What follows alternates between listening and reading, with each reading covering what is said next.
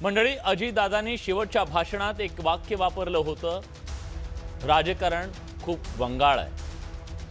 आज ते अधिक ठळकपणे खरं ठरतंय का?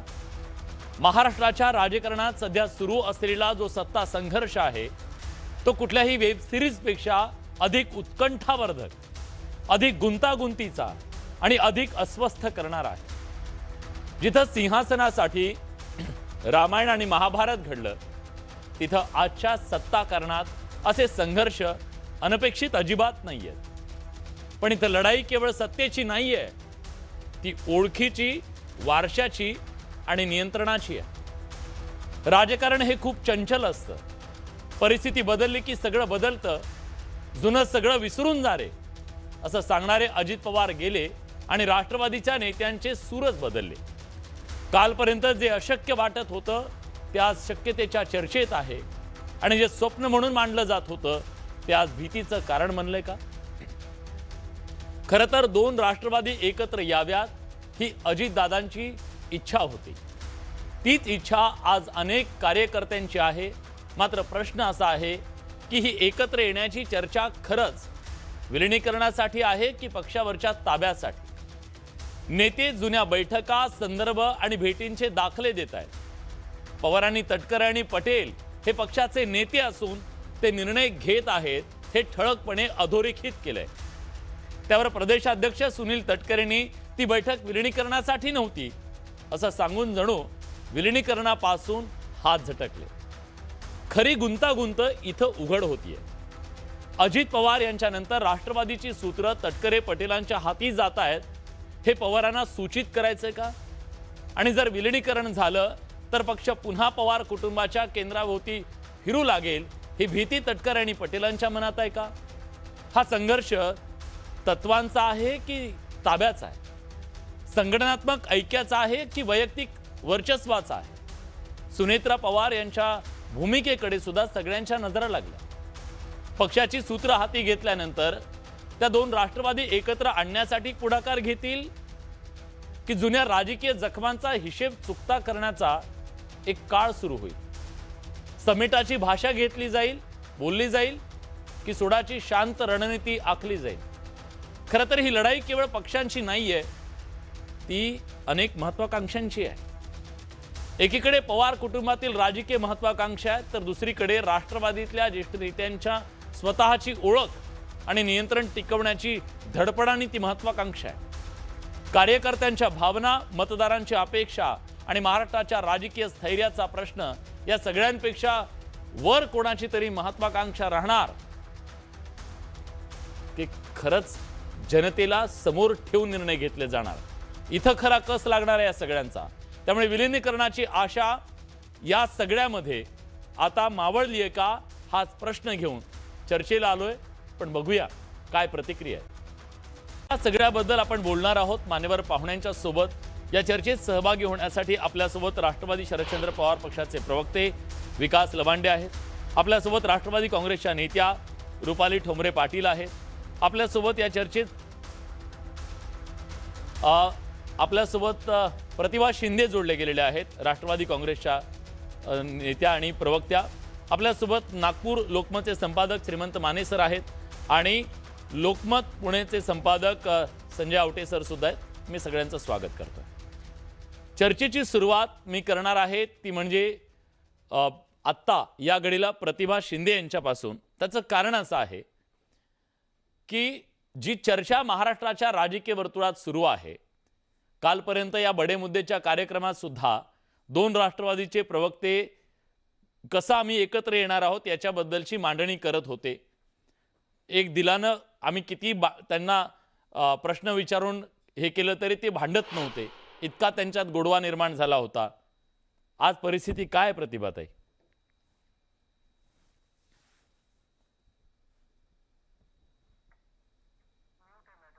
दादांना जाऊन 3 दिवस झालेले आहेत. हा, महाराष्ट्रामधला राष्ट्रवादीचा कार्यकर्ता, महाराष्ट्रातला नागरिक हे सगळे प्रचंड दादाच्या जाण्याने हळहळले. आपणही सगळे धक्क्यामधून सावरत नाही आहोत. ह्या सगळ्या परिस्थितीमध्ये जिल्हा परिषद पंचायत समितीच्या निवडणुका सुरू आहेत. हम्म. कार्यकर्त्यांना धीर देण्यासाठी की पवार कुटुंब ह्या सगळ्यामध्ये तुमच्या सोबत आहेत म्हणून फक्त विधिमंडळाचा नेता निवडला जाणं आणि उपमुख्यमंत्र्याची शपथ घेणं एवढंच आता झालेलं आहे. त्यामुळे अजूनही कुठल्याही पुढच्या चर्चा या काही धुसर झालेल्या नाहीत, थांबलेल्या नाहीत, त्याला पूर्ण विरामही मिळालेला नाही. आणि आमच्या बाजूने तर अजूनपर्यंत आम्ही एकदाही याच्याबद्दलची वाच्यता कुठल्याही नेत्याने केलेली नाही. त्यामुळे महाराष्ट्रामध्ये आपण आता एकदमच कालपर्यंत माध्यम म्हणजे संजय भाऊ इथे आहेत आणि ते मांडतील, त्यांनी खूप चांगलं लिहिलेलं आहे या सगळ्यावरती. पण आता आमच्या समोरचे प्रश्न खूप वेगळे आहेत. आमच्या समोरचे प्रश्न आहेत महाराष्ट्रामधल्या सर्व जिल्ह्यांमधल्या कार्यकर्त्याला काय विश्वास द्यावा. सगळेजण म्हणजे माझ्यासारखी पुरोगामी चळवळीतली कार्यकर्ता जेव्हा दादांच्या पक्षामध्ये गेली तेव्हा शिवशाहू फुले आंबेडकर सांगणारा कटेंगे पर बटेंगे नाही हे माझ्या महाराष्ट्रात चालणार नाही सांगणारा नेता होता म्हणून गेलो. ही पोकळी हो खूप मोठी आणि ती पोकळी भरून काढण्यासाठी प्रत्येक कार्यकर्त्याला अगदी आमदारांनाही वाटत असेल पवार कुटुंबच तिथे असलं पाहिजे.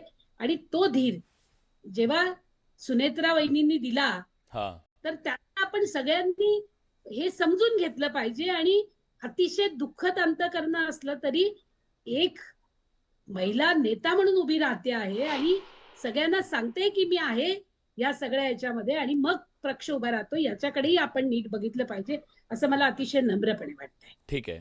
तुम्ही म्हणालात की कुठलं स्टेटमेंट नाही. मी थोडं माझ्या सहकार्यांना विनंती करतो की तटकरे काय म्हणाले ते एकदा ऐकूया, म्हणजे त्यांना लक्षात येईल की काय पक्षाची भूमिका आहे किंवा काय म्हणतायत त्यांचे नेते.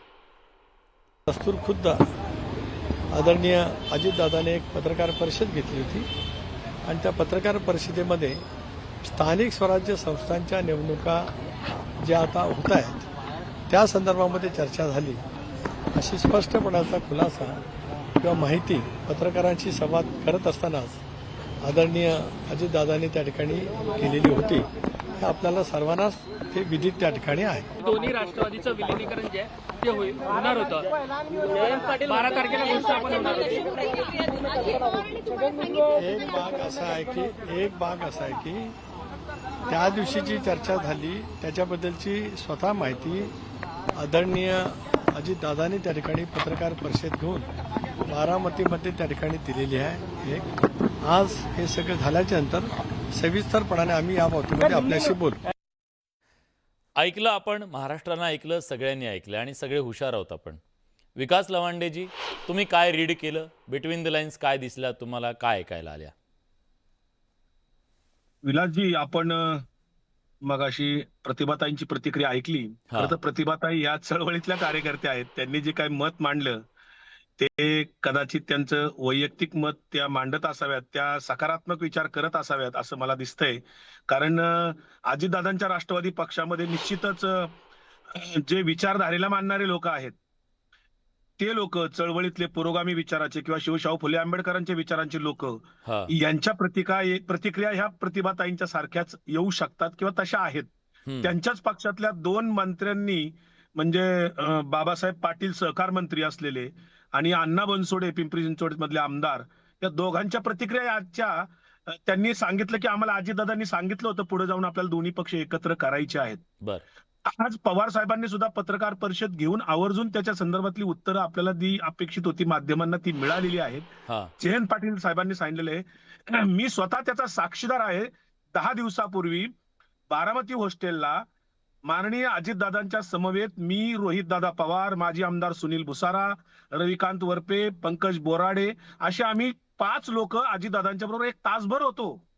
चर्चा झाल्या. अजितदादांनी आम्हाला सगळं सांगितलं, आपल्याला पुढे जाऊन कसा प्रवास करायचा आहे, काय करावं लागेल. मला म्हणले, विकास आपण 6 तारखेनंतर जिल्हा परिषदचा निकाल झाल्यानंतर आपल्याला एकत्र बसून बऱ्याच काही गोष्टी करायच्यात, हे दोन्ही पक्ष एकत्र आणायच्यात, पुढे जाऊन आपल्याला कदाचित हे सगळं एकत्रपणे लढण्याशिवाय पर्याय उरणार नाही. एका अर्थाने अजितदादा अप्रत्यक्षपणे असं सांगत होते की भारतीय जनता पार्टी आपल्याला 2029 मध्ये कदाचित सोबत घेणार नाही, असंच अप्रत्यक्षरित्या दादा त्या ठिकाणी बोलत असत. मला त्याचा अर्थ निघतो दादांच्या बोलण्याचा.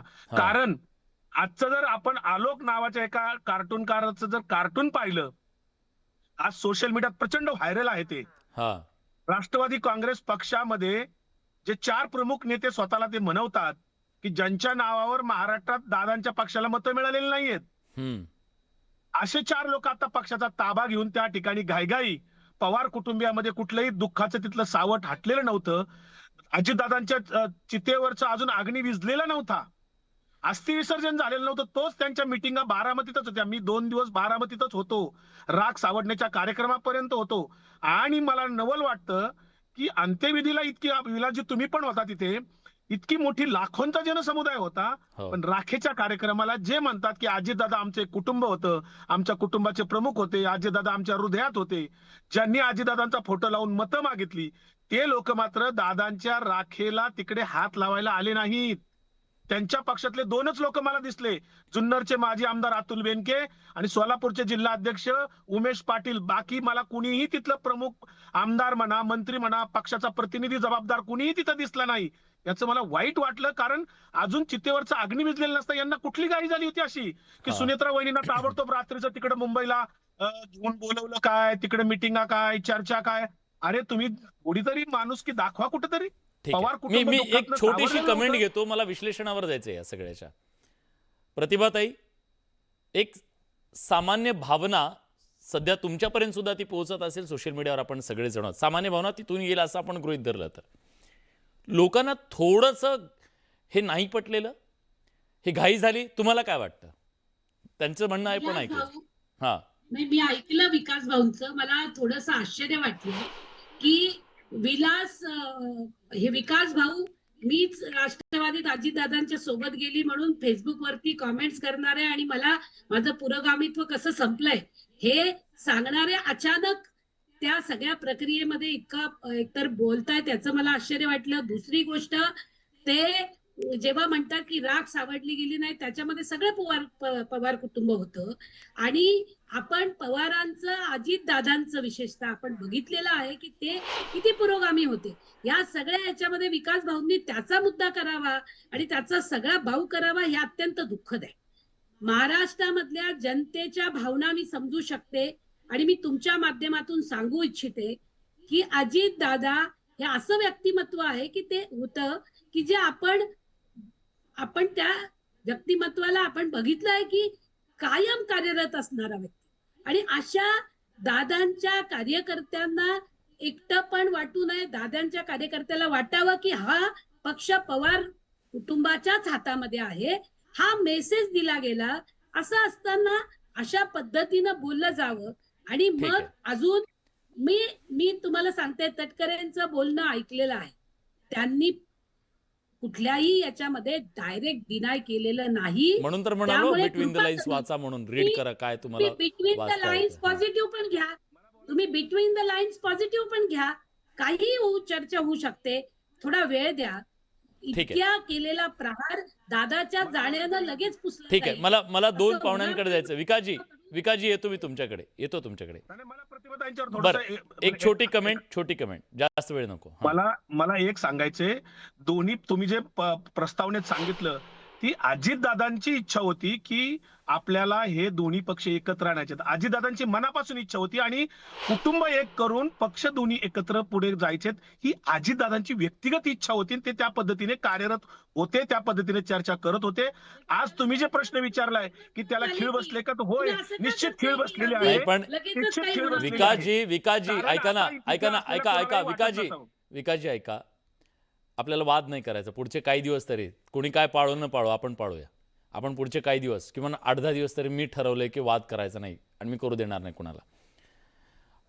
आता आवटे सर, मला तुम्हाला विचारायचं आहे की ज्या प्रकारची मांडणी आता केली जातीये विलिनीकरणाच्या संदर्भात, हे अजितदादा, एकतर पहिली गोष्ट उपमुख्यमंत्री पदाची शपथ घेणं हे अजितदादांना अभिप्रेत होतं, तेच केलं असं म्हटलं जात आहे.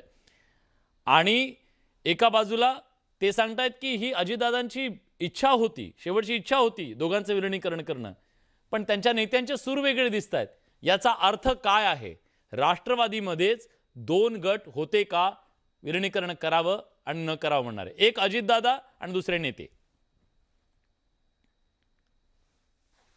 सर म्यूटात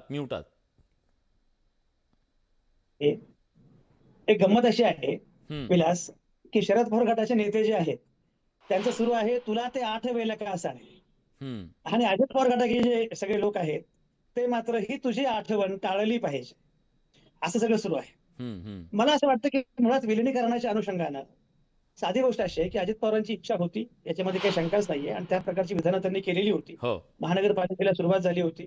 जिल्हा परिषद निवडणुकीमध्ये एका चिन्हावर, घड्याळाच्या चिन्हावर खरं म्हणजे दोन्ही पक्षांनी हो. निवडणूक लढवण्याचा निर्णय घेतला, कारण ते पुढे जाणार होतं. आणि सगळ्यात महत्त्वाचं म्हणजे शरद पवारांसारखा नेता म्हणतो आहे, हे सगळं ठरलं होतं, तारीख पण ठरली होती, त्यामुळे त्यावर विश्वास ठेवलाच पाहिजे, तो काही मुद्दा मला वाटत नाहीये. पण आता दिसतंय असं की अजित पवारांनी जेव्हा हे ठरवलं तेव्हा कोणी त्यांना फार विरोध केला पण नसेल, आणि विरोध करण्याचं कारण नव्हतं. याचं कारण असं होतं की समजा विलिनीकरण झालं तरी सुद्धा त्यांच्याकडे अजित पवारांसारखा महाशक्तिमान नेता होता, हम्म, त्यामुळे पूर्ण पक्ष हा त्या अर्थानं आपल्याच ताब्यात असणार, अजित पवारांच्या ताब्यात असणार, हे गृहीत होतं. आता मात्र समजा विलिनीकरण झालं हा. तर केंद्रामध्ये, दिल्लीमध्ये प्रभावी कोण असतील? सुप्रिया सुळे. हम्म, राज्यामध्ये प्रभावी कोण असतील? जयंत पाटील, रोहित पवार, आणि मार्गदर्शन कोणाचं? शरद पवारांचं.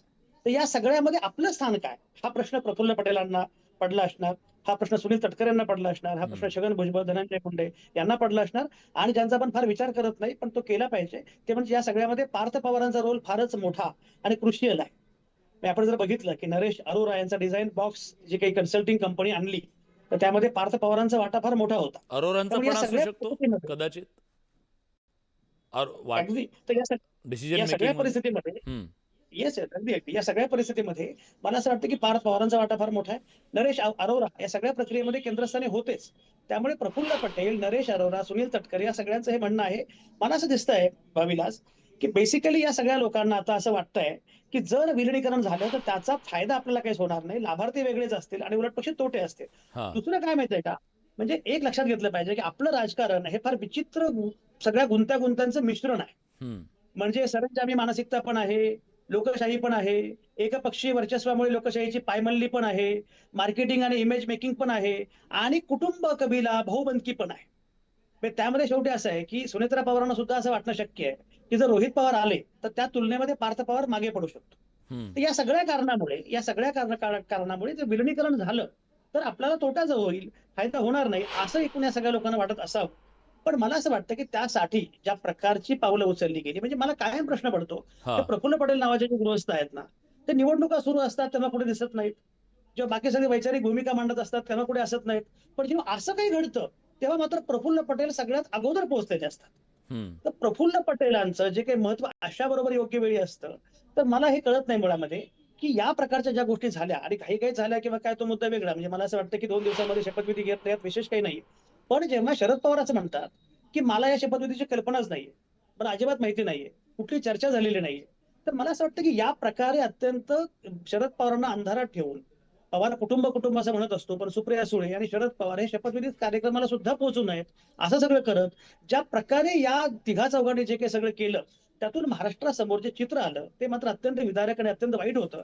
जे अजित पवार, एक लक्षात घ्यावी, अजित पवार हे मूलतः माणूस म्हणून अत्यंत चांगले, प्रेमळ, कुटुंबोत्सल हे त्यांचं वैशिष्ट्य होतं.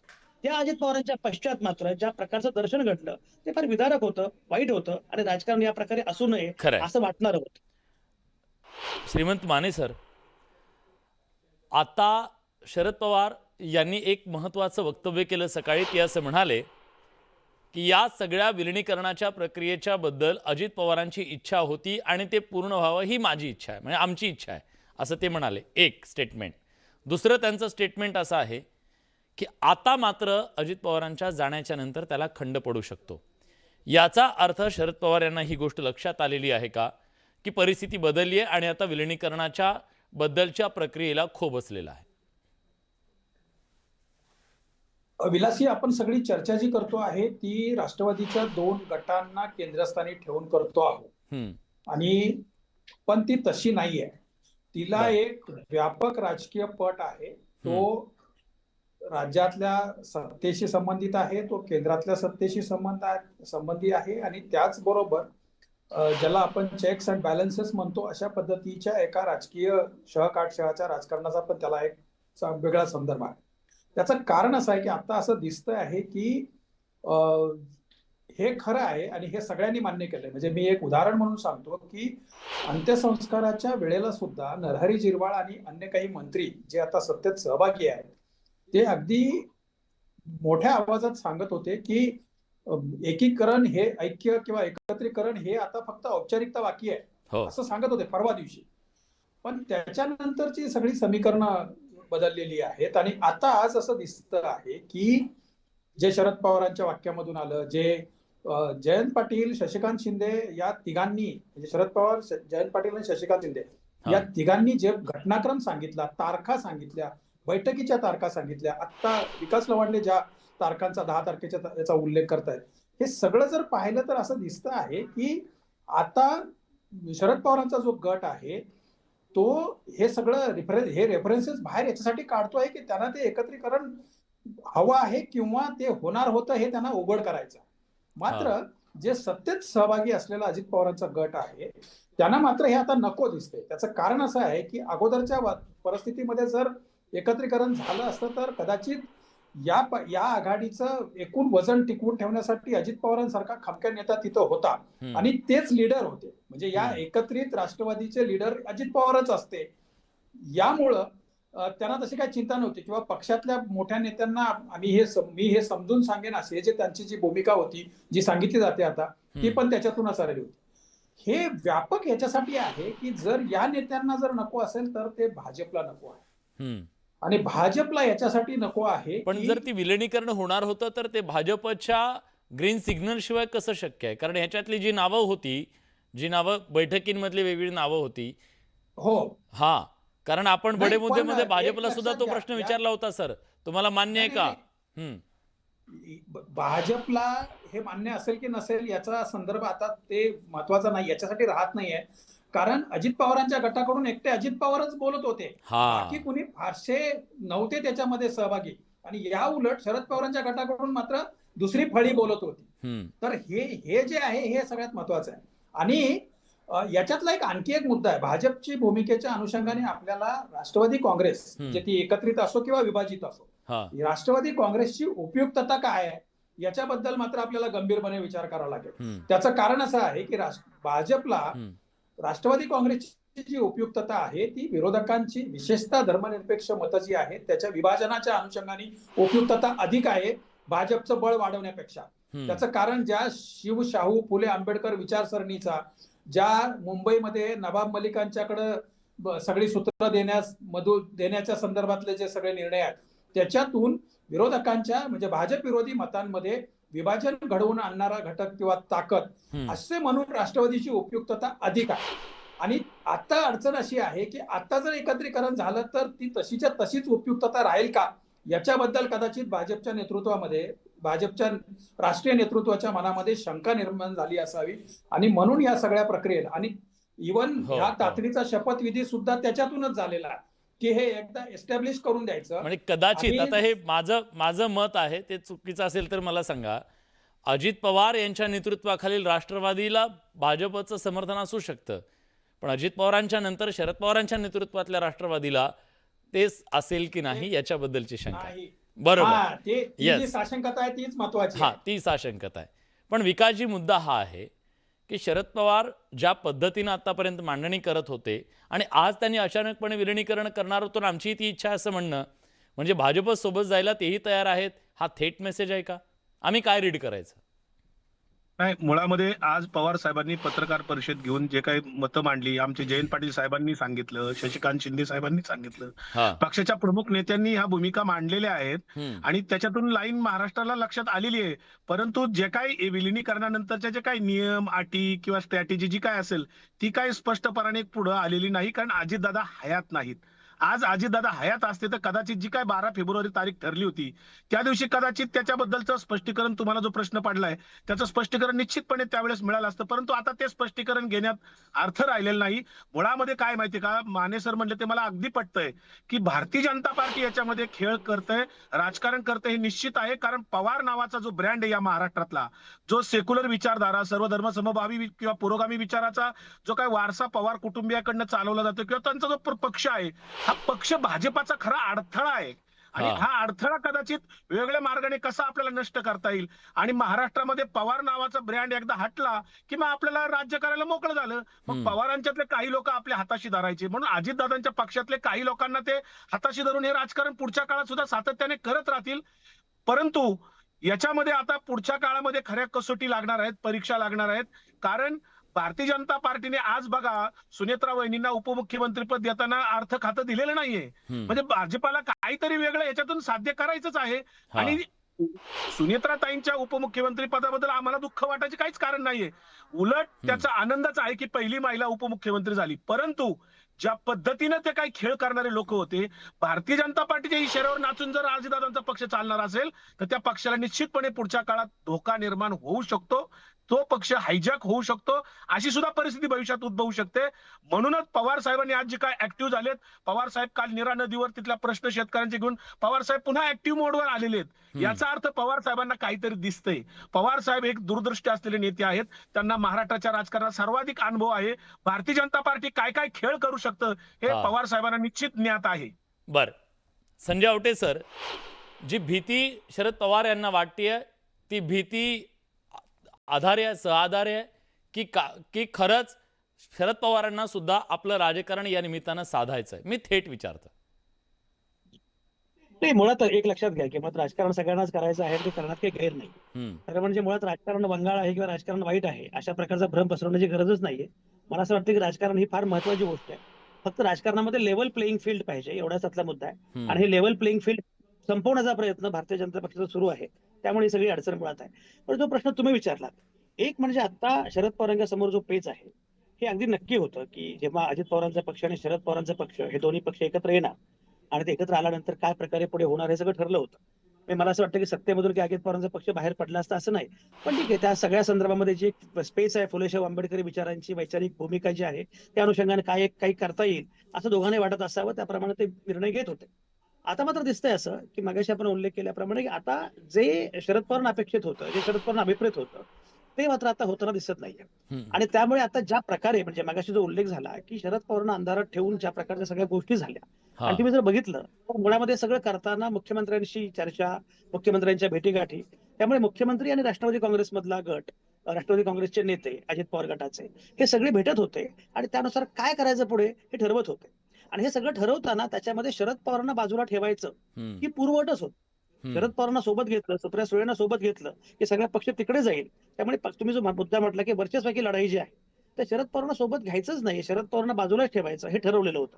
आता या परिस्थितीमध्ये एक चित्र काय गेलं माहितीये का, म्हणजे तुम्ही जर बघितलं की अंत्यसंस्काराच्या नंतर शरद पवार ज्या प्रकारे अगदी असहाय्य हतबल वाटले, ज्या प्रकारे रडले मोठमोठ्यानं, तर लोकांना असं वाटलं की आता सगळं संपलं, म्हणजे आता शरद पवारांचं राजकारण संपलं आणि आता जे काही होईल ते फक्त बघत राहणं एवढं शरद पवारांच्या हातात आहे. विलास, तुम्हाला एक मजा सांगतो. मी काही वर्षांपूर्वी जेव्हा शरद पवारांना भेटलो आणि मी त्यांना असं म्हटलं की पवार साहेब तुम्ही एवढं तुमचं वय वगैरे, पण तुम्हाला कधी निवृत्त व्हावं असं किंवा थांबावं असं वाटत नाही का?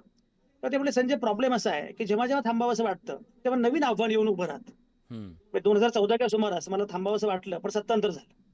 2018-19च्या सुमारास थांबावं असं वाटलं पण तेव्हा सगळा तो पाऊस आणि महाविकास आघाडीचा प्रयोग ते सगळं झालं. 2022-23 मध्ये थांबावं असं वाटलं, अजित पवार गेले म्हणजे भाजपसोबत गेले आणि आता अजित पवार गेले. तर मला असं वाटतं की जेव्हा जेव्हा गरज येते, जेव्हा जेव्हा असा प्रसंग येतो तेव्हा तेव्हा उभं राहणं म्हणजे शरद पवार जे आता बाहेर पडले ना, तो मेसेज होता की मी अद्याप जहाज सोडलेलं नाही. ठीक आहे, पण एक मुद्दा मला माने सरांकडून त्याचं उत्तर हवंय. माने सर, आता विलिनीकरणाला खंड आणि कदाचित ती आशा मावळली असं गृहीत धरून मी हा प्रश्न विचारतोय. अशा परिस्थितीमध्ये शरद पवार यांना जर हा राष्ट्रवादीचा सगळा जो डोलारा आहे तो स्वतः सांभाळावा लागेल की पुढच्या काळात त्यांना पण एक चेहरा समोर द्यावा लागेल? या राष्ट्रवादीने दिला सुनेत्रा पवार यांच्या माध्यमातून, आता त्यांना सुद्धा द्यावा लागेल का? नक्की शरद पवारांना हे सांभाळावं लागेल, परंतु आता त्यांचं वय आणि बाकीच्या मर्यादा पाहता त्यांना नवा चेहरा समोर आणावा लागेल. तो कोण असेल हे नंतरची गोष्ट आहे, परंतु त्यांना तो एस्टॅब्लिश करावा लागेल. आणि सगळ्यात महत्वाचं ज्याचा विकास लवांडेने उल्लेख केला की हे शेवटी बघा ते ठाकरे घराणं असो की पवार घराणं असो, त्याचा एक ब्रँड आहे आणि तो ब्रँड टिकवणे हे एका बाजूने प्रयत्न होतात आणि तो ब्रँड नेस्तनाबूत करणे, बाजूला टाकणे हा दुसऱ्या बाजूने प्रयत्न होतात. ते होत राहणार. आणि पुढची लढाई पण याच पद्धतीची असेल. सुनेत्राताईंना उपमुख्यमंत्रीपद देणं किंवा सुनेत्राताईंना पक्षाचं अध्यक्षपद देऊन तो ब्रँड आम्ही पण जपतो आहोत असं दाखवणं आणि प्रत्यक्ष तो पुढच्या काळामध्ये जपला जाणं, या दोन अत्यंत म्हणजे ज्याच्याकडे लक्ष ठेवावं अशा वेगवेगळ्या गोष्टी आहेत. आणि दुसरं असं आहे की पवारांच्या छत्रछायाखाली जयंत पाटलांनी किंवा शशिकांत शिंदेंनी पक्षाचं नेतृत्व करणे, प्रदेशाध्यक्ष किंवा बाकी सगळ्या गोष्टी, ही गोष्ट वेगळी आहे. आणि पवारांच्या घरामधून कुणीतरी येऊन तो ब्रँड पुढे नेणं, म्हणजे जे आपल्याला ठाकरेंच्या बाबतीत दिसलं, जे आता ते पवारांच्या बाबतीमध्ये दिसेल. आणि याच्यातली एक गोष्ट सगळ्या राजकीय नेत्यांनी, कार्यकर्त्यांनी लक्षात घेण्यासारखी आहे, ती म्हणजे ते पाण्यावर काठी मारल्यानंतर पाणी जसं तुटत नाही, तसं त्या घराण्यांमधले जे वाद असतात ते वाद बाहेरच्या लोकांनी कितीही काट्या मारल्या तरी ते शेवटी कसं आहे की ते पाणी एक होऊन जातं. आणि मग वाईट कोण ठरतं, तर हे बाहेरून जे काट्या मारतात ते वाईट ठरतं. मला असं वाटतं की महाराष्ट्राच्या राजकारणामध्ये दोन दिग्गज नेत्यांच्या रूपाने, दोन दिग्गज घराण्यांच्या रूपाने, ठाकरे आणि पवार, त्याच्यामध्ये ते पुन्हा एकदा दिसतंय. आणि हे नवा ब्रँड एस्टॅब्लिश करणं हे दिसतंय तितकं सोपं नाहीये. आणि तोपर्यंत मात्र त्या जहाजाचं जे सुकाणू आहे ते शरद पवारांना स्वतःच्याच हातात ठेवावं लागेल. अगदी खरं आहे सर. आणि या महाराष्ट्राच्या राजकारणातलं आणखीन एक वास्तव हे आहे की इथं कार्यकर्त्यांना काय वाटलं, नेत्यांना काय वाटलं, याच्यातून कधीच एकही घडत नाही आणि त्यांच्यात दुभंगत सुद्धा नाही आहेत. ठाकरे एकत्र यावे 2 दशकं वाटलं, पण जेव्हा ठाकरेंना राजकीयदृष्ट्या गरजेचं वाटलं तेव्हा ते एकत्र आले. आणि पवारांच्या बाबतीत सुद्धा तेच घडलं. जेव्हा त्यांना एकत्र या वाटलं तेव्हा ते एकत्र येत होते. दुर्दैवानं ही आघात झाला आणि त्याच्यानंतर हे झालं. त्यामुळे पुढच्या काळात आज राजकीय परिस्थिती बदलली. पुढच्या काळात या बदलत्या परिस्थितीमुळे त्या दोघांना जर वाटलं आपल्याला एकत्र येण्याशिवाय पर्याय नाही, तर एकत्र येतील आणि काठ्या मारणारे काठ्या मारत राहतील. ते ओळखणं हेही त्यांच्या समोरचं आव्हान आहे. हुशार आहेत राजकारणी, ते ओळखून घेतील अशी अपेक्षा. पण या चर्चेत आपण सगळेजण आलात, आपली भूमिका मांडली, त्याबद्दल तुमचे मनापासून आभार. पण प्रेक्षकांना काय वाटतंय?